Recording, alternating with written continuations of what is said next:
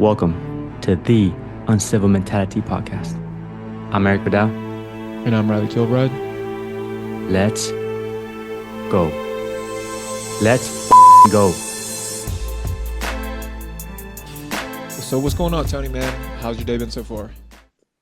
It's been good. I was at a conference today for veteran suicide awareness and prevention in the fire service. So it was a pretty cool day, pretty heavy day, but I'm into that shit. So Yeah. I enjoyed it. Tony, before we get rolling, because I really want to talk about that, give us a brief intro, your name, where you're from, what do you do, all the things. Sure. Cool. So first, I appreciate you guys having me on here. I really do. Behind firefighting, behind fitness, talking about it is probably my third favorite thing because you rarely get in a situation where you can actually talk about this stuff with like-minded people. And as far as myself, I'm coming up on my 17th year on my city department. I did 6 years as a DOD firefighter. That overlapped my service because I did that in the National Guard. And from kind of an early age with fitness and stuff, it was always like a thing for me. I played sports and stuff, but I would say that as far as where fitness came into the game in my life was I played a lot of sports. I enjoyed playing the sports. I wasn't always the most athletic when it came to the sports that I really wanted to keep, be playing. And then, obviously as I got a little bit older, I got into the gym and I realized that, a sport in itself could be where I really enjoyed. I realized that I was getting some of the things in the gym that I really was trying to get from the sports and stuff, that competitiveness. And I don't need people around me to be competitive.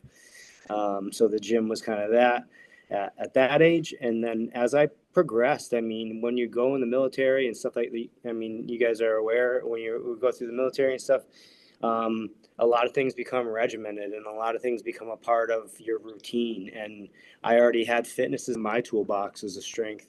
And then the military kind of really just gave me a place to really apply it. And then, like I said, I have a little bit of time on the job. So when I did get to the job, thinking coming from the military and then going to the civilian side, I didn't see anybody into the meshing the two. There was nobody that was, I mean, there were a few, but as far as I was concerned, getting in the fire service and being fit and all that were kind of like they went hand in hand. I progressed through my career the first few years, kind of being one of the few guys, or maybe the only, that was really focused on like actually training, eating well, things like that. So it was a lonely road in the beginning. And as time went on in the fire department, newer guys, younger guys started coming in. Maybe some guys around my age started getting a little interested. That's kind of where the fitness tied into the fire side for me. Promoted with like 7 years on the job. I've been a lieutenant now for, I think, now longer than I was a private. So, I love the fire service. I absolutely love the fire service. I love it. Should probably stop talking about how much I love it because there's other things in my life I should probably love more than that. But I truly love it, man. I love it, and I love that there are people that are like-minded and fit and looking to kind of run it. You know what I mean? So initially what I identified with your story is that I wasn't great at sports either. Like I just, I was really good at the conditioning, the preseason, dude, preseason player of the year, me always showing up to every training session, every conditioning, everything. Right. But I just wasn't that great. Right. So, but then I realized that, like you said, there's a sport within the sport, like training and being fit and then finding things that facilitated that type of fitness was ultimately what got me into the fire service. So I totally I laughed when you said that because I just didn't have the talent, but I had the work ethic. But I think that those two kind of not always correlate. Like sometimes you guys have people that work really hard that just don't have the talent. And then you have talented people who just don't work as hard.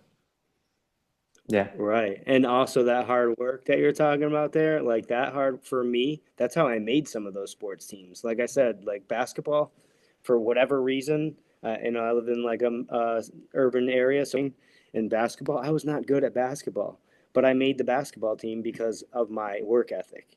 And that's where it carried over to the gym and the training and all that stuff, where, you know, that work ethic just is really, that work ethic will take less talent further than lazy talent will at any point. I think there's probably a saying about that I don't No, know. I've yeah, heard exactly.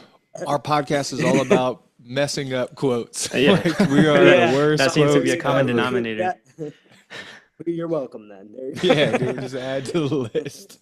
Yeah, man. My lack of physical attributes and God-given talents I have to make up for with grit, perseverance, resilience, you know, hard work. Yeah. Because I'm not naturally gifted. I don't have all the physical attributes. You know, I'm not the 6+. I'm not the 220. I'm average at best, Right. but my mindset is what separates me from most individuals. Yeah, my grit is what separates me from a lot of individuals. So I'm aware of that. So Yeah, that's good stuff. It's the stuff that sets you apart, you know. People quit, and if you don't quit, that's all that matters. To me, that's all that matters. As I tell young guys all the time, going to the academy or whatever, just don't quit. Work your way through it, and people see that, you know. And that's what I think is at the heart of our job, is just don't quit. You know, Tony, leave it how all would out you say that you train your mindset? Like, I feel like that's such a buzzword on the internet, and people love to say it now, but there. doing the work to train that muscle in your brain is sometimes more important than training the muscles in your body. There's a couple different ways, and I'll start with the first one, which is I shit talk myself to death. Like I will, you know, like I remind myself that there's somebody working harder. I remind, you know, like I said, even with studying for promotional exam, like I use that same mindset. Somebody's already working harder than you. I clearly also, none of us, I don't think were, if you're in the fire service, the smartest kid in the class. So when it came to studying books, I was really just focused on, you got to work harder. Somebody's working harder than you. You got to work harder. So to me, I shit talk myself. I tell myself somebody's better, somebody's faster, somebody's stronger, somebody will outwork you. And as soon as I start telling myself somebody's gonna outwork me, that's usually when, you know, I'll be on the ground before I stop. You know what I mean? So that's my quick one. My overall, when I'm talking life and my that type of focus, I lean on my faith a lot, especially lately. Um, it's kind of, the truth is all there, and for me, combining those two have just been like a superpower for me. And like I said, I've leaned into my faith a lot more in the last year or so, and that's been a big thing for the mindset. But when it gets down to the nitty gritty and we're out there working, I'm not usually talking to God. I'm usually talking to myself. My wife and I were talking the other night, and there's something so admirable that someone that is so strong in their faith, like when someone is just like, "Yeah, God's got it," or God's got me, like when they have Yeah. that type of trust and just completely, they don't question it. Like they're so like Yeah.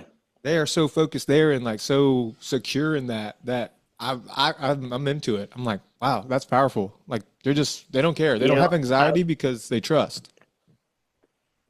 Yeah, and that was where I was like a while ago. I've always kind of been like a faithful person, and you know, I knew that there was a God, and you know, I say my prayers and try to be a good person, all that stuff. But until I really looked at it and realized that, you know, I unfortunately and fortunately, in some senses, I'm a control freak. So that doesn't, you know, Mhm, God has the plan. You know what I mean? So mhm. there's a lot we can control. We can control our effort. We can control that hard work and that grit and all that other stuff. But there's obviously already in my opinion, already a plan for us. And to me, that's where I fall back, because I can go in deep holes in my own mind. You know, given what we do for work and stuff like that, you can get to some dark corners if you let yourself. And usually, for that mindset to try to stay out of those areas and keep myself in this grind and don't stop and this focus on good. The overall is that, and then like I said, the dirty stuff gets dirty. Yeah. was there an epiphany in regards to training gear and fitness in the fire service, or you just pretty much hit the ground running um, from the DoD, from Department of Defense into the fire service? Or was there this one instance that you could pinpoint to where, okay, I need to really like train and get my fitness on point? I think there's a couple steps to that. When I got into the fire service, my training and the things that I thought were not the things that were gonna make me a better fireman as far as physical attributes go. When we're little kids and we imagine firemen, or at least maybe for me, you kind of have this idea, this vision that they're going to be these big, strong guys that are going to come and do all the stuff. And you need big, strong guys. And I consider us to be strong guys. Maybe we're not the biggest, but the point is we had the idea that it was a certain thing, or at least I did. So, traditional gym workouts, your traditional splits of chest, back, legs, your push pull, whatever, however you want to break it up. That was where my mind was.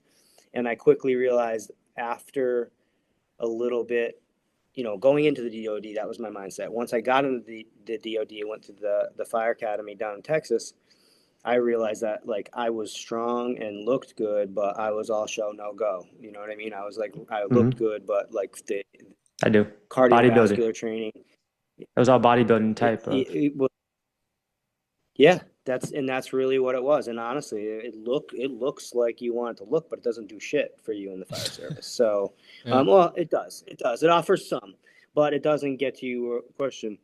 As I got through that fire academy, we obviously did a lot more simulated things where we're in gear on air and all that stuff. And I realized I was really not in shape. So I came back and then did what any young kid would do and went right back to what I was already doing, thinking I'm going to get big and strong and go be on the fire department again. Got there, worked a couple fires, got my shit kicked in, and realized that I was sucking down air faster than guys that looked like they should be in worse shape than me. I was, ego, a lot of it younger. And then as you kind of progress, you realize I need to do this. And the air thing was a big thing for me because for whatever reason, I always struggled, like when we get into the high stress situations with my breathing. So for me, there's a couple times in fire situations where I remember one specific time I was on a third floor and we just advanced a line all the way up. And I remember thinking, I'm the fit guy here and I'm ready to die. Just getting the line up there. It was a Yeah. charge line too. So like I was ready to die at the top of the stairs and I still had work to do. And that was one moment where I was like, well, I didn't in that moment think you got to train in gear. In that moment, my sick brain was like, what are you going to do tomorrow? Make sure this shit doesn't happen again. And from there, I kind of started thinking, there's the CrossFit community, all these other things that are out there that, I didn't really know where to go, to be honest with you. Mm-hmm. So I started throwing my gear on, doing the workouts. I remember there was an academy instructor that would throw on his turnout when we would do PT, and I used to think this guy's showing off, and maybe, but I don't think he really was. Now looking back at it, I understand it now. He was a fire academy instructor, but he also worked in a full-time department, so he was doubling down and getting the stuff in. So it took me a little bit of time. The gear stuff came, I would say, about halfway through my fire career when I realized you need to train in this stuff. And just recently started getting, blowback, I guess, from people about, training in the gear and all of that, but that's a whole nother thing. But it was a slow progress. And now I won't train without either my gear or some kind of, or my restriction device on. I just won't do it. I do my gym workouts are normal. I still do, I do my normal workouts in the gym, but I still make sure I have 2 to 3 of these, what we call functional, but they're that are really meant to just gas you till you can't breathe anymore, Yeah. and that's how I like to do it. Well, first of all, thank you for your vulnerability and sharing that story. I mean, at least for me, I have several epiphanies, and we're like, I suck, and I need to get better. And Yeah. going back to the drawing board and putting on that gear, and I'll never be where I'll feel comfortable in my gear. Like I'll never get there. Like I'll never attain in my mind. We're like, okay, I'm good in my turnout gear. I'll never get there. So I strive every day, every other day, to work towards that. And so, well, thank you for that story. I mean, yeah, we all have a story like that. And the more people I meet, that's one of the questions I ask. I'm just curious to see, and you have 17 years on, right? A shitload more than I do. Yeah. I'm going on my 5th year. And really, yeah. What I want to go back and talk That's about. happened more than one time. Oh, no, go ahead. No, I was just gonna say that one epiphany, like you said, you had a couple. That's happened to me more than one time, and like each time I've thought, I thought you had this shit squared away. Like, you're not squared Yeah. away. You're not prepared, man. Best part about this, and I think that's why we have this infatuation with the fitness and the fire service, is because you're not ever fucking done. Like, if you think you're ready to go, you're not. There's something you missed. There's something that needs to be checked. There's preparedness that you haven't come across in your mind yet. There's something physically that you haven't done that will break you. And I honestly, like, in the part of me, I welcome those moments, but at the same time, they need to be few and far between. But they definitely have happened more than one time where I'm like, oh, you're slacking, dude. You gotta get to work and do some We're more because you're we're shitty. habitual goalpost movers. Like we get to the end zone Yep. and then we move the first down line. Like we keep moving the end goal. We keep getting better, so the tasks always keep getting more difficult, you know? And that's a blessing and a Right. curse. And I think what I want to go back and talk about is we talk on this podcast, we talk about CrossFit a lot, but we talk about a lot of people's fitness journey start with bodybuilding. Like, we've never really Yeah. talked about that kind of like training domain here, but I don't, I don't think a lot of people they start there. Like Hmm. bodybuilding is usually like what people Yeah. see the most. That gets them into the gym.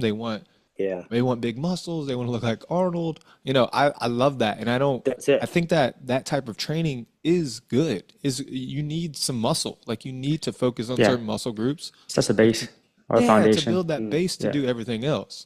So I honestly, like, I'll still throw a bodybuilding day or two in my training program. Like, I love just focusing on especially weak parts of my body. Like, especially if I know that, I've been waiting like 32 years to get a chest.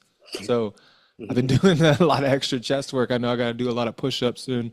So it's like, you need to isolate, you need to focus on, the weaker parts of your body. Bodybuilding does a great job of that. So I don't want people to think that this is, you know, just a CrossFit podcast.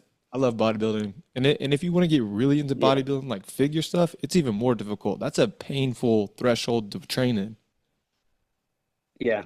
Yeah, that's the thing is I think people like for me, I guess would say with the bodybuilding side of it, I never even like until like kind of recently, because my girlfriend is a bodybuilder. She does figure competing, and like I never really called it bodybuilding. I was just training, and for me, I was training, and I guess they were at the end of the day, yeah, I guess it was bodybuilding, and there was a lack of cardio, lack of it's like I think what that why maybe a lot of people start there, and it's just like throwing it out there as a possibility, because for me, like I mentioned earlier, I think you're looking at it and thinking, well, that if I look like that, I'll be able to do X, Y, and Z. And I think the uneducated person, and I don't mean that in any shade kind of way, but like the person who doesn't know any better would think, how many times you get a guy walking on the street? I mean, a lot of times a guy will say to me, hey, how much do you bench? I have no fucking idea. Like, that's not my goal. That's not really my goal. You know what I mean? But in a lot of people's minds, wrong or not, like in their minds, they think a look equals a result in a physical Right. sense. And clearly it's not the case. You know what I mean? Like I said, there's plenty of guys that are all show no go, and I'm just, out here I've watching it seen happen. I've seen some guys look like Kung Fu Panda on a fire scene. Like they absolutely destroy. They go for three. Like they're never tired, but like their Yeah, bodies doesn't look like a bodybuilder's. They just go nuts. Exactly. yeah, They're jumping off it's stuff. They're doing crazy. freaking tactical rolls, and I'm like, dude, you what? Like I didn't see this Sure. happening at all. Yeah, I know. There's always that guy. Who is that That's guy? cr- I don't know how that happens. It's like ox in the group. You're like, yeah, he just ate a pizza and drank a 2 liter bottle of Coke, and he's over here like doing whatever I'm training all week to do. Yeah, exactly. We're just hard workers. We're Exactly. not talented. That's what it goes back to Yeah, again. it's hard work, man. It's hard work. So with our schedule and, just being firefighters, what's your diet like? Like what's food look like to you? What's that look like? I so this is definitely not like I don't always share a lot about what I eat, because if I tell people, like when I'm at work, you know how it goes. You walk in, you guys are fit guys, they want to know what you're eating and whatever you just put in your cup and whatever whatever this multivitamin is you took, whatever. Um, so as far as my eating goes, I keep it very, very simple, and I focus mainly on whole foods, single ingredient foods as much as I can. Um, I kind of been limiting myself to like one actual, I call it a fake shake, but like a protein shake a day. And then the rest of my protein comes from animal or dairy. I was joking earlier with my girlfriend about the grocery store. I was like, I eat four things. It's literally all I do is I eat four things. It's rice, it's an animal protein, and then yogurt or cottage cheese, eggs. I mean, it sounds like shit to be honest with No, you, but no. like, No, dude, we Same. relate. If anyone knows Same. what you're fucking talking about, Yeah, it's it's us, us, bro. dude. Same. Yeah, yeah, we but found you. and it's like it's a matter. Yeah, and it's like good stuff. Like to me, I always say, don't ask me what I'm eating if you're not going to try it because it might look like shit or sound awful to you. But I promise you, I keep choosing this over what you're eating because I know this is good, Yeah. and you know what I mean. And so it's simple, but that's how I eat, and especially when I'm at work, I'm an over preparer. So like when we're done tonight, I have to prepare for tomorrow, and I'm gonna have my stuff set up, and I weigh all my food. My food's ready to go. I don't have to think about that part when I get to work. I know what order I'm eating things in. I know what time I'm eating them. If my schedule doesn't allow it, that's fine. I'll be back. I'll eat it later. But as far as what I'm eating that day, I don't care if we get three jobs or not. I'm not eating pizza. I'm eating what I'm supposed to eat, and I save that stuff for the weekends or whatever. My days off. I do think I eat that way all the time, and I remind them all the time. No, I eat that way here, so on the weekend or whatever day comes up and I want to go do whatever, I don't have to think about it. You know what I mean? That's it. My diet's really basic and probably boring to a lot of people, but I love it. Yeah, I boring is good. I pulled the biggest Yeah. asshole move this week. So I'm taking a class this week. So the Monday's classic firefighting death by PowerPoint on the first day. So it's a group of about 15 guys, and they know when I walk through the door that I'm bringing some healthy shit in here to eat. Yeah. And now I just do it to kind of piss them off now. So, I just get my thing of rice and I have like a can of sardines and I just crack the Oh. can and just like let them know just off the rip. Like, dude, I don't give a fuck anymore. Like, I Yeah. don't, Yeah. what are you're gonna bash me for being healthy when you came in here with your pizza Yeah. box? Like, come on, man. Like, Yeah. I'm not apologetic about it anymore. So, yeah, dude, I'm just gonna go for it. And I'm just gonna try to piss you I, off. re- I know. I remember there was an old guy when I started once. I forgot even what and I remember him just looking at me. He never said shit to me except this one time. And he just looks at me and he goes, "You must shit dust." And I remember I remember thinking, no, no, I'm good actually, but I can't imagine. In my mind, I'm like, I can't imagine what your life is like. Like I'm over here trying to do well. Like People that's ask me people's about mindset. my poops a lot. Like they're like, "What's your poop like?" Because people struggle with that, Like for people Yeah. listening right now, there's a thing called the Bristol stool chart. You need to look at what your poop looks like. It will reflect what you put Yeah. into your body. So, yeah, they're like, "Matt, like, what are your poops like?" They don't ask me about my Yeah. fitness routine. They don't ask me about like anything about my life. They're No, like, no. "What's your poop like?" It It's happens, the man. firehouse, man. That's what you're gonna hear, and that's what they want to Yeah, know. of all things. Too Yeah, funny. man. Too funny. Talk to us about earlier today. What you attend, what was the name of it, and if you learned anything. Oh yeah, I always learn. So mental health is always it's important to me for a number of different reasons. We have our personal reasons, which I have family and things. My family's been affected by suicide a couple times, actually.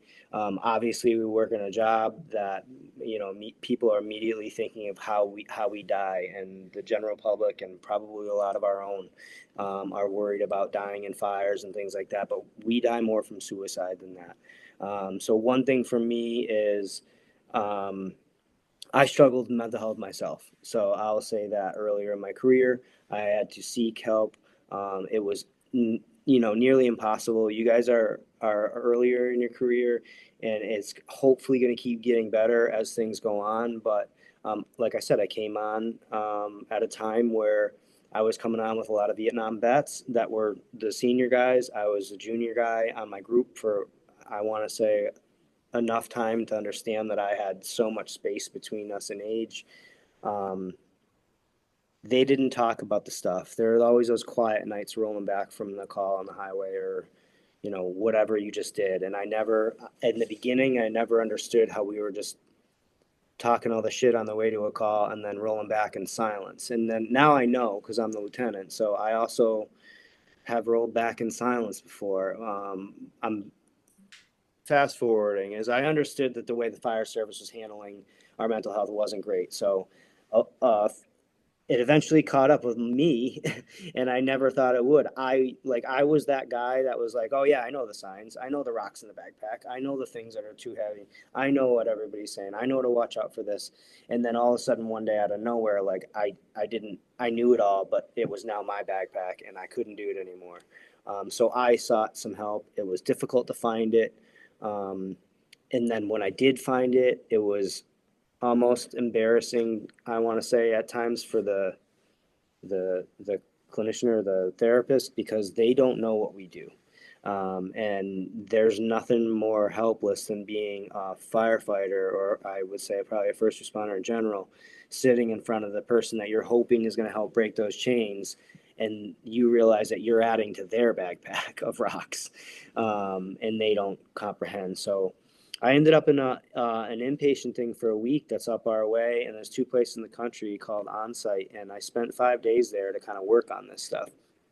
And from that point forward, I knew that I was still going to go back to my job, and I was still going to be as good now tool in my box to share with people, and worked on myself for a little bit, and then realized that like I had to pay it forward, because now I'm not, I have a good amount of time on the job, but I'm in that sweet spot where I have the younger guys in the department that still talk to me like I'm kind of part of the guys, and then I have the older guys and even some retirees that I have the respect of, that I worked for a long time, that I was in a nice spot to really like explore this and like, how can I help? And there was a lieutenant that helped me that's recently retired, that was kind of like the guy. Like if you had any issues, he'd point you in the right direction. He knew the resources, stuff like that, and he was the guy that helped me get the help that I needed. So I try to attend things and be a part of things that are mental and peer support type groups. So today I attended this thing.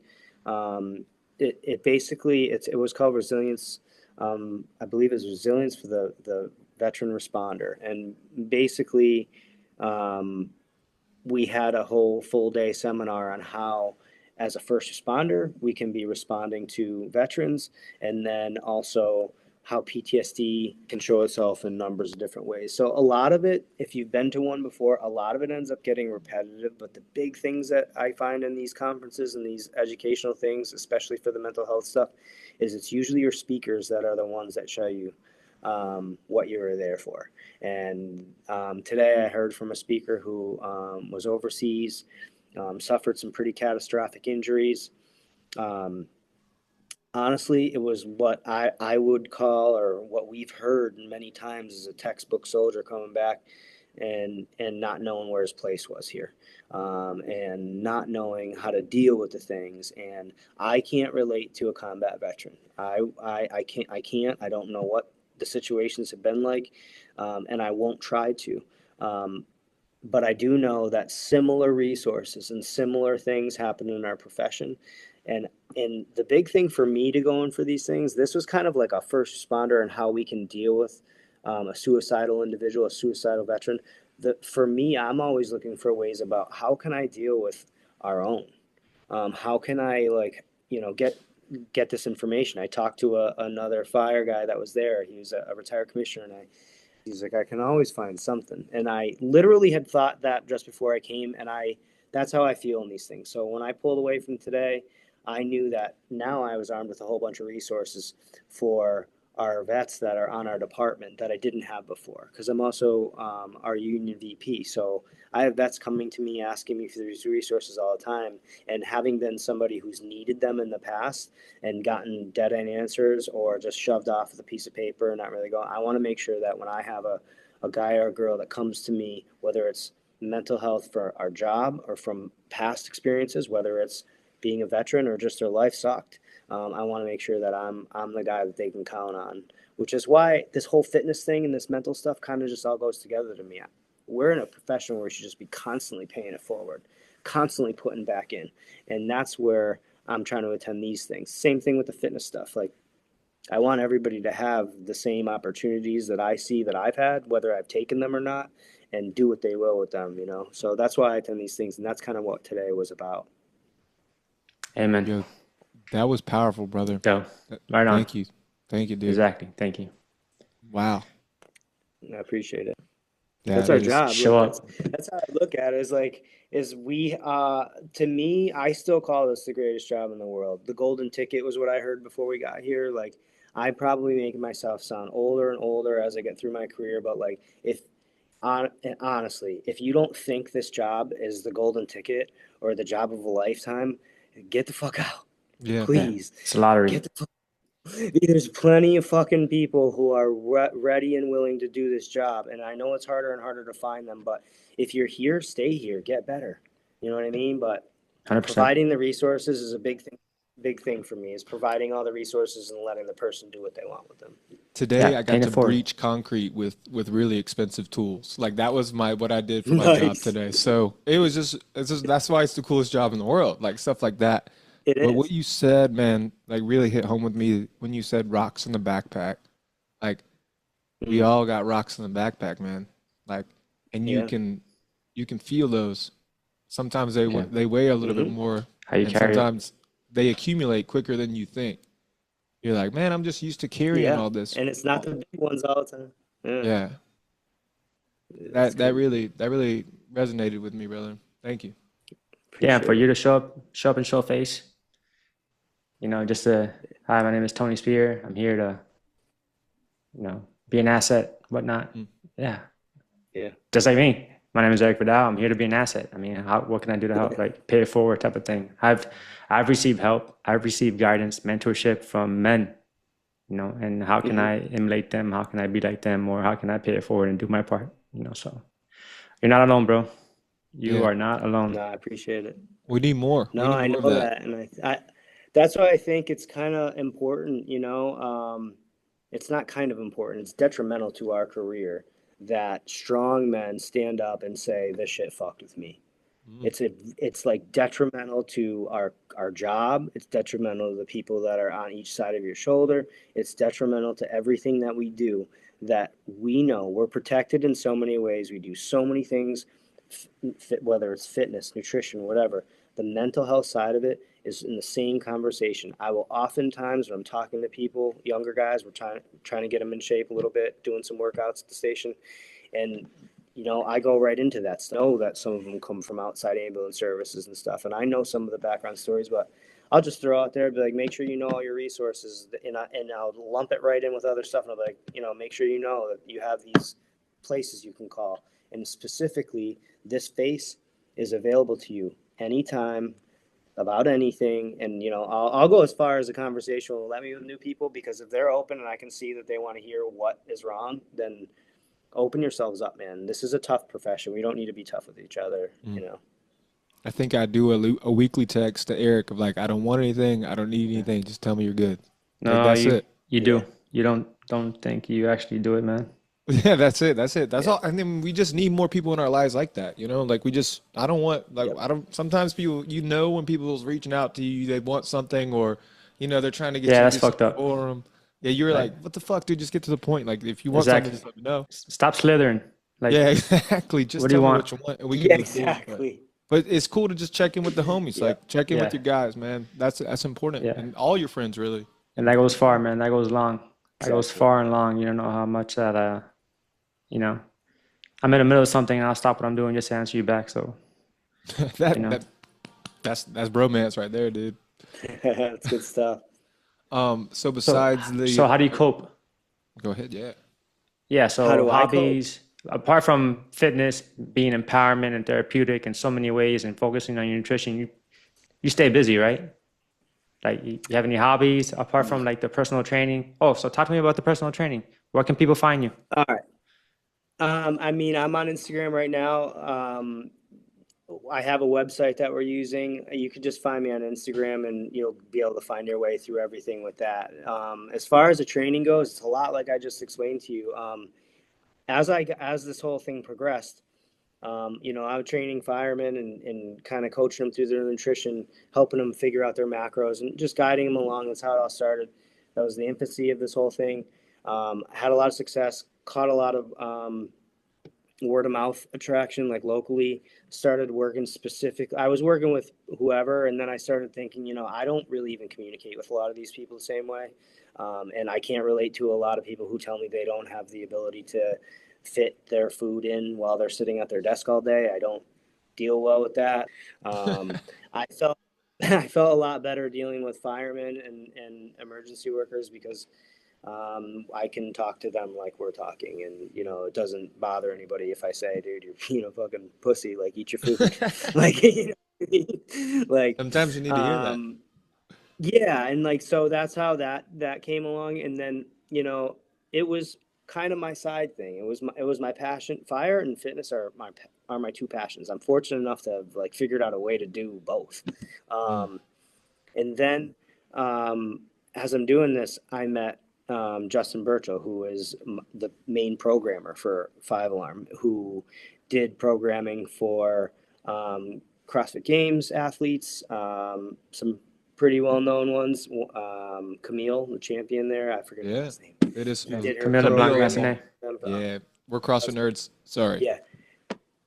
Yeah. Yeah. So Camille, he was her programmer for years, and Dave Lipson, her husband, did all their programming. He got into the fire service. Kind of, we met in the gym, and he was on the CrossFit side of the gym. I was on the bodybuilding side of the gym, and I started explaining to him how we was doing like a hybrid version, kind of all of this. We need to figure out how to package this up together, because I think the two of these things can make a pretty badass fireman. So we started chipping away at it, and that's kind of where Five Alarm came from. So just like I said, my training, I actually do the programs that I have on there. We use the Sugar Watt app. If you're CrossFit, people, you probably know all about that. So we use the Sugar Watt app for our programming. You go in, you're given your schedule for the week. Two of those workouts are, we use it, and I keep using air quotes because I hate the fucking word functional. It's what people relate. It's what people know what I'm talking about when I say it. So they're functional, but they're your station workouts. They're your, your slam balls, your ropes, your stairs, all those things, the burpees, everything. And then your commercial workouts, your commercial gym workouts, which are, near and dear to my heart, obviously. So that's the training in a nutshell. And really, like, again, to me, the whole concept of like Five Alarm, the fact that it's even become a bigger thing than just that idea of like, I just want to see everybody in shape. That's really still the mission, is to give people the tools to get people, men and women, both better at what we do, hobby thing, man. I don't know. I thought fitness is my hobby. Like literally, if I'm not firefighting, I do other stuff. Like as far as coping and stuff like that, I can take my best mood to the gym and fucking run with it, or I can take my worst self ever to the gym and run with it. So which one is a better training session though? Which one, the happy one or the other one? The hate. Yeah. The angry one. Yeah. I used to say, I mean, even when I'm happy, I can tap in there. I used to say 5'8" full of hate. I'm 5'8". I'm 5 feet 8 inches tall, full of hate, and that's some gnarly, grueling sessions. Yeah, when you got some fucked up shit going on, sometimes just like some heavy squats, some heavy deadlifts, like that. That's the best squat medicine, lunges. I think. Yeah, just something. Squat lunges or anything. Yeah, anything.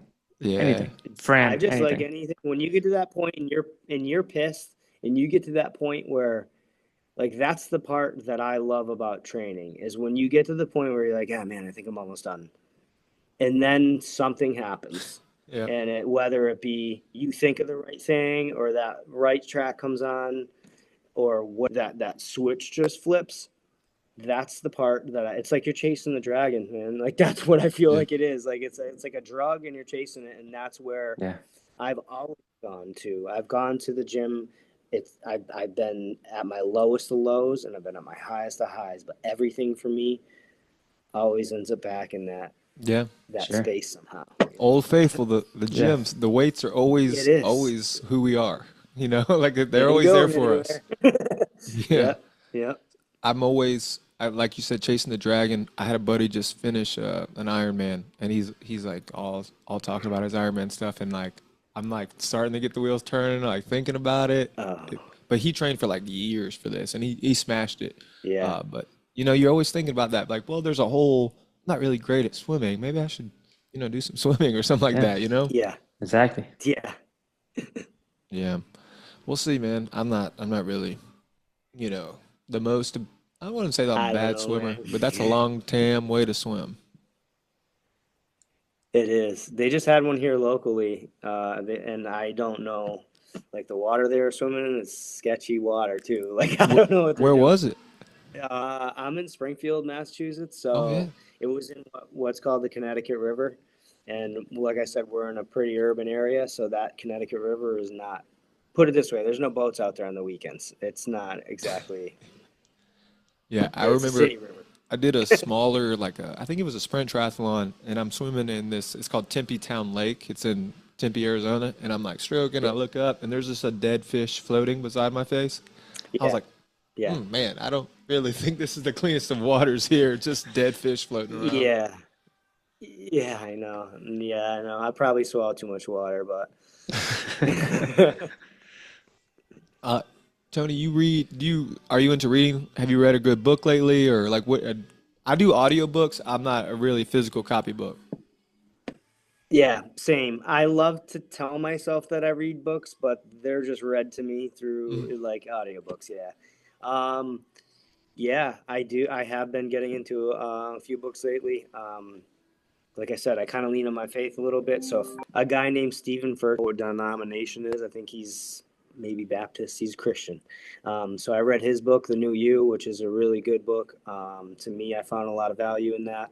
And then I guess for a fire book, I haven't the Worcester Six book. I believe it's 3,000 degrees or 2,000 degrees, whatever it is. But the Worcester Six book, the story of the Worcester Six over in that cold storage fire is probably a book outside of that genre that I found good. But recently, there's been a lot of like, hate to say it, but like not hate to say it, but a lot of like, how can it be better books? Like I said, that book by Stephen Furtick is good. I'm always looking for new stuff. I think audiobooks are a precursor to ADHD. Like I'm pretty sure if you like audiobooks, Probably. you have ADHD. I'll just put that out there. Yeah, the problem with audiobooks is like for me, I still have to fucking sit down and put the fucking thing in front of me and be like, don't do anything else. Because then I'm back hitting the back 10 seconds like 7 times. Yeah, You know what I I've mean? caught myself And before rewinding a what I'm podcast listening. many a times. Yeah, my Yeah. wife, And she you're always like, I tells think me, I already heard this, but I gotta listen again. yeah, Yeah. my Sorry. wife says the books that I listen to don't count because I have to, I have to listen to them and not read them myself. Oh. Yeah, I just can't focus for that long. So you're up in like Boston area. hmm Nice. And Yeah. is that where you're from, born and raised, or where are you from? Yeah, I was born in Springfield. I'm from Massachusetts. I've traveled the country a bit. I lived in Texas for a little bit when I was going through my training and stuff down there. But I'm a Massachusetts guy, and I don't know. I've been eyeballing Texas, but as you know, with these jobs, I'm here. I love it, and Mm. I'm probably going to be in Massachusetts for a bit. Yeah, about to get into the cold days coming. Yeah, you're talking to two boys from the southeast, most southern Miami guy Yeah. over there. We're not trying to do any of that. Oh, So yeah. tell us I like don't a know. winter storm fire call, because like that's something that I've never experienced ever. Do you have like a bunch of snow and Oh, shit catches on fire? Like, how is that even fucking possible? we've had, yeah, it sucks. That I guess that's crazy because what's crazy is to think about. We talk about the job and we're like, we all do the same fucking thing, and we do, but we all do the same fucking thing in very different conditions. Mhm. I don't get Miami weather here. Like we get some humid, like a lot of humidity in a couple months of the year, but if that was 12 months of the year, it we aren't accustomed to that. So yeah, there's been some winter storms. When I first got hired, now I'm starting to sound like a fucking old guy. You put chains on the tires Yeah. because you need grips to get around the city, and that was the way we get around. But as far as fires go, we had one a few years ago. I think it was the beginning of March, um, and it was just this ripping fire, fully involved, two family, middle of the night. And I remember because of where we were going and the district we were in, I was like, this is going to be a big fucking fire. And sure enough, we're coming down the highway and I just see the glow in the middle of the cold ass night. And we got there, and I honestly thought I was going to lose toes that night, but I wasn't fucking telling anybody. And everything freezes. That's the other thing, is you guys wouldn't think. I mean, maybe you'd think of it, but when we say everything freezes, like the first, you know how fires are. The first couple minutes, you're like work, work, work. Everything's hot. You're sweating your ass off. Well, then things slow down, and your shirt, your t-shirts, your turnout freezes. Everything freezes. You can't get fucking caps off the hydrant. You can't connect anything. Everything's a mess. People are falling on their asses everywhere. So I definitely recommend, if you have the option to fight fire in warm weather or cold or snow, always opt for Miami. But have your cardio. I can't imagine just even having worse dexterity. Like if you're having your hands frozen with firefighting gloves, like it would be, how do you even connect anything? Like how is that even possible? What You about like don't. water supply? Honestly, you end up ripping them off. You end up taking them off because you're Do you like, this guys is the have best chance I special got. hydrants that doesn't freeze? Like make sure the water doesn't freeze? The dry barrels. Yeah. So, yeah, so we got the dry ones. So we got so we have our lines will stay dry till below the frost line, where you guys probably have wet hydrants where they're probably Correct. water right up to the Yeah. top year round. So yeah, ours are that way, but I mean, I don't know. I don't even like. I can't believe you brought up winter fires. I'm not looking forward to them. Well, We're right they're around the probably corner. knocking on the door pretty soon. I just can't They imagine. are That so just makes me laugh close. because already a fire scene to me seems so hectic. To then add an element of like the weather. I mean, obviously we've all had some pretty fucking hot fires, but then you have to think about like, is the porch frozen over? Like, Yeah, is everything frozen in the yard? Like, is there ice leading towards the front door? I'm gonna fall on my everything ass is with my frozen. SCBA on. Like, that's gonna be terrible. Yeah, literally everything is frozen. You try to move a line, it's frozen. You try Mm. to step somewhere, it's frozen. Your hood, if you take it down, freezes all bunched up. Like everything is frozen, And it's like there's no way around it. And that's the worst part. When it's hot, you just take some stuff off. You know what I mean? You just take whatever off. When it's cold, there's no getting uncold until you get back in the warmth. Like Yeah. there's no reversing that stuff. So it's tough, man. But like I said, I love it. It's one of those things where you're out there, you're doing it, you're like, fuck this shit. But then at the end of the day, you're like, that's why we do what we do, is because other people wouldn't do that shit. And that's why we're out here doing what we do, because we love it. I've been on like one cold fire ever, and I won't brag about it, but the cup of coffee I had after that fire at like 4:30 a.m. was probably like top 10 things I've ever had in my life. Like I was just so happy for Yeah, this hot cup exactly. of coffee that it made it almost worth it. It was like freezing your ass off, Yeah, fighting the dragon, and then just getting that hot cup of coffee was all I wanted. Like that for was sure. perfect. Yeah, that night I thought I was gonna lose my toes. I remember standing in the door with my hand up on my seat, and I was thinking, this is when you're supposed to say you need a break, because your toes went from cold to hurting to feeling like they were getting cut off to just not feeling like anything anymore. And then right in that moment, I started to walk away, and I remember the chief on scene was like, "You guys are good. You're clear. Get back to your district." And I'm like, "Fuck! Thank God I didn't have to look like a pussy and tell him my toes were cold." you know? So Tony, on this Yeah. podcast, we talk about a lot about mantras. We talked a little bit about how that internal dialogue works with you a little bit later or earlier, but what would you say like your inner talk is like, or what have you changed in your mantras or your dialogue to yourself in the last? Seems like you've come a long way in your mental headspace. Um. Honestly, what I use lately is I always remind myself that a lot of times I feel like a brotherhood, sisterhood, the camaraderie that we have, it can feel lonely, um, because you're always not sure what your thoughts and how they're match up to somebody else's. So for me, I always just try to remind myself that no matter what I'm dealing with, no matter what is put in front of me, that I'm never alone. Like I said, I lean on my faith a lot lately, and I always just remind myself, you have God with you. And like we said before, things kind of already been predetermined. You just have to put in that work, and you just have to keep working that way. And to me, it's not really been I tried mantras for a long time. I tried, like the self-help books and things like that. And to me, I believe that I have the attributes that I need to be the person that I want. And I know that for me, at least, I'm not going to get to those things unless I give it up to God. So to me, recently, I've noticed that. So it's not necessarily been a mantra. I'm definitely a rah-rah guy. I have a whole bunch of sharp shit I can yell out when things are getting fun. But when it comes to me in a personal level and I'm looking at a long day or a long week or a long situation, that to me has been what I've been able to fall back on more so recently than ever. That's dope, man. Thank you. Yeah. That's sound, bro. Yeah, just thank you for coming on the podcast, brother. Tony, we appreciate you. Now we've got ties up in Massachusetts, man. We're going worldwide with it, man. We're spreading our footprint out across the United States. So once there'll be an Uncivil Mentality podcast road trip, we'll make it up to Massachusetts, brother. Oh, fuck yeah. We'll get it going. Hell Let's do it. Again, just thank you for your time, man. We appreciate you. Mad respect, bro. Thank you guys for having me. Thank you both for having me. I really appreciate it. Thank you for reaching out, and I look forward to seeing more of you guys. Yes, sir, man. Yes, sir. So, to all the viewers and listeners out there, the Uncivil Mentality Podcast, thank you for joining us. On behalf of myself, Erik Vidal.